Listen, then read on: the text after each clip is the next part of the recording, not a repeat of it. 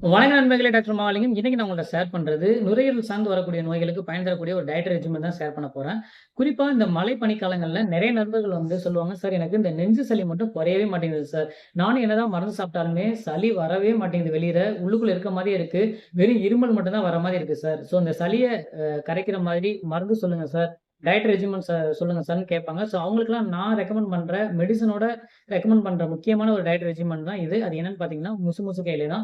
இந்த முசுமுசுக்க இலைய எந்த ஃபார்மட்ல வேணாலும் நீங்க எடுத்துக்க முடியும். அதுவும் குறிப்பா உணவோட எடுத்துக்கிறதுல இது நல்ல பயன் தரும்.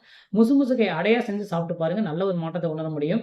அது எப்படி பிரிப்பேர் பண்ணணும்னா, புழுங்கல் அரிசி மாவோட முசுமுசுக்க இலைய சேர்த்து அடையா நீங்க செஞ்சு சாப்பிடலாம். இந்த முசுமுசுக்க இலை இயல்பாவே கார்ப்பு, தோற்பு சுவை உடையதுனால, நெஞ்சு சளிய நல்லாவே இலைக்கு வெளிய கொண்டு வரதுக்கு உதவியா இருக்கும். நல்ல ஒரு எக்ஸ்பெக்டோரண்ட். அது மட்டும் இல்ல, இந்த முசுமுசுக்க இலை நல்ல ஒரு ஆன்டி மைக்ரோபியல் ஆக்டிவிட்டி உடையது. முசுமுசுக்க இலையில கூடுதல் ரிசர்ச்ல என்ன சொல்றாங்கன்னா, இதுல உள்ள alkaloids and flavonoids, tannins, சஃபோனின்ஸ், steroids, டெரிஃபனைட்ஸ் இது எல்லாமே நோய் எதிர்ப்பாற்றல அதிகரிக்கும்.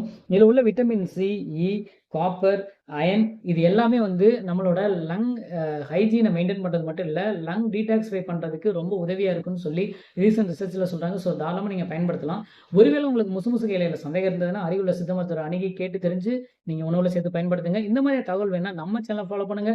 பயன்படுத்தி பயன்பெறுங்கள். நன்றி நண்பர்களே.